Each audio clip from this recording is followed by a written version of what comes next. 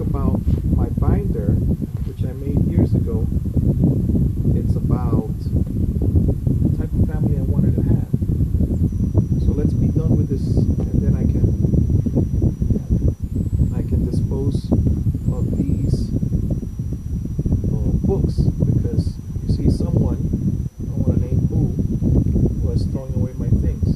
So I gotta put them on video before they get thrown away. On this page at the front, we have a picture of what appears to be a dad sitting on a sofa. Next to him is his young wife, and they have two children. The dad seems to be older than I am. They appear to be Jehovah's Witnesses. This is from a Jehovah's Witness publication. Automatically, what comes to my brain, son, is that the father is teaching the boys about his religion, right? Christianity, his version of Christianity.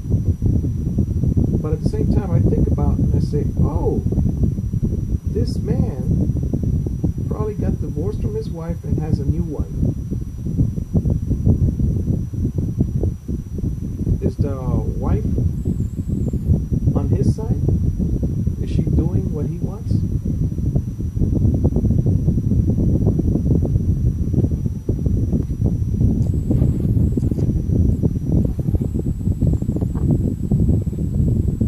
Alright, so here we have on the back of the binder, Daniel wants all four of us to be carpenters, 4 electricians, 4 computer repairers, 4 millionaires. One family that helps each other. We help others. We are humanitarians. 4 farmers, 4 Christians. Now, how do we get there? Here we have, probably when I first started going every day, to every Sunday that is, was January 15, 2014. And here we have a picture of what appear to be 2 businessmen, young ones, talking to a third one wearing blue jeans about Jesus with the Bible, you see. Preaching. I always like that, because I don't believe that you should talk about Jesus in your religion. Oh, only the priests talk about Jesus. Everybody else, oh no, I'm watching TV. You see. So that's why I like one thing about it, that everybody is required to go out there and talk about Jesus. Here's one article I wanted you to read. What I chose as a child, from the Watchtower, from Sundays, January 15, 2014. Just finish one paragraph, one paragraph, and we're done with this. One, please. That's to test you to see if you can read it. I was only 10 years old in 1985 when children from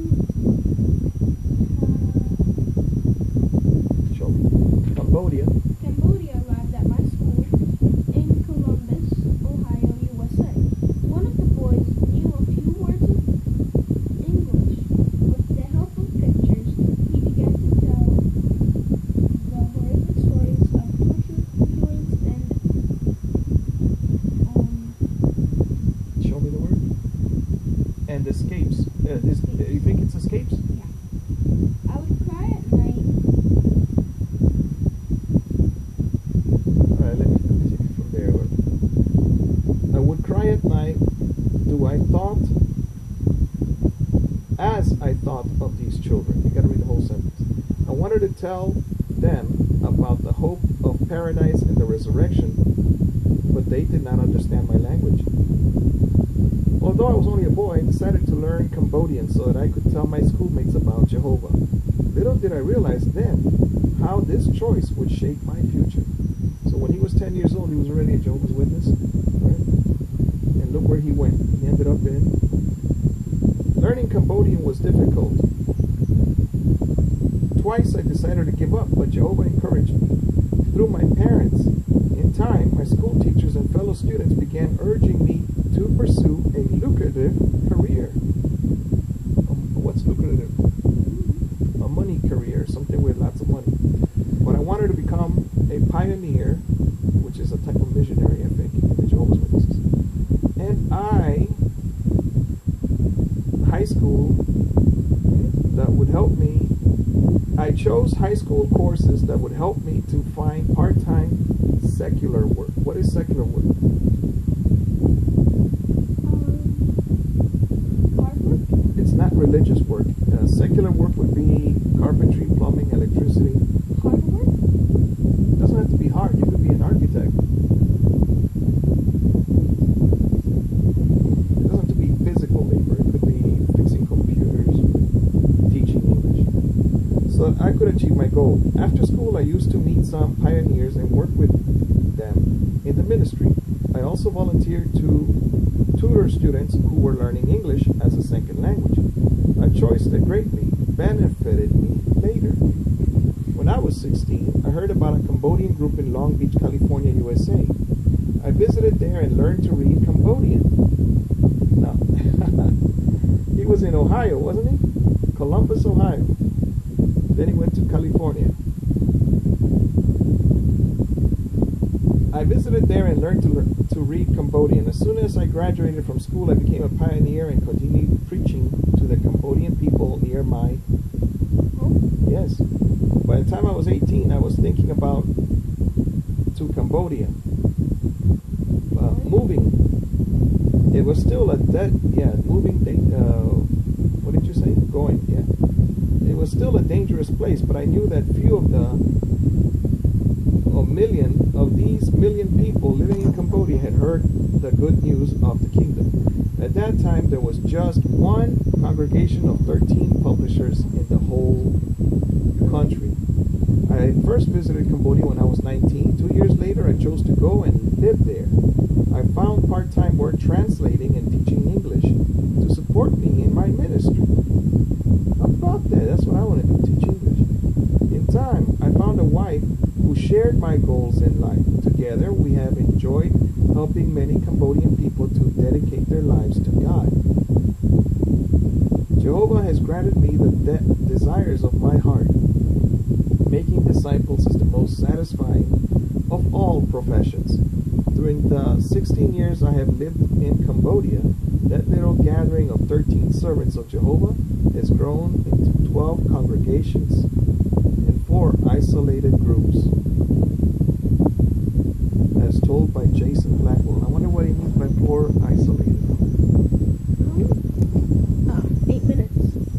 Alright, so you see how what this guy did, learning the Bible, helped him work later as a preacher, right?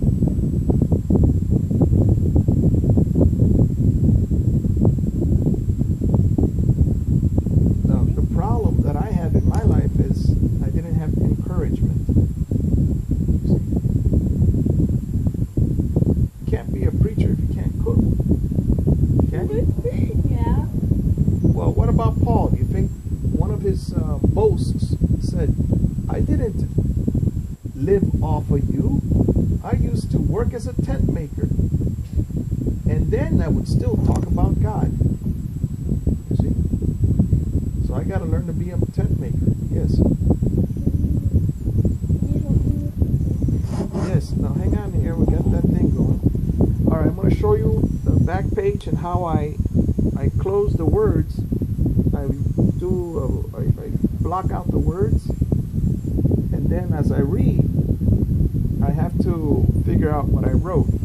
This is a technique by Walter Pauk, P-A-U-K. He's on Wikipedia, and this technique was, if you cover the last word of each paragraph, when you get to it, if you're able to guess what the word is, then you paid attention.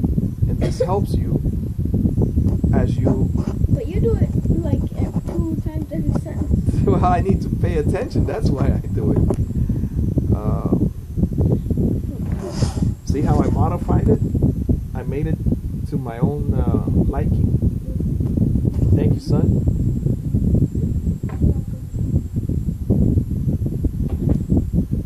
No. You want to go to the YMCA? Not yet. Your eyeballs, huh? That and Yeah, they use a lot of chlorine. We gotta get those things for the YMCA. yeah, I prefer the other pool, but they barely use chlorine. My eyes are freely underwater. Right. Yeah. Yeah. But, you pause it. Okay. God bless you and those that surround you.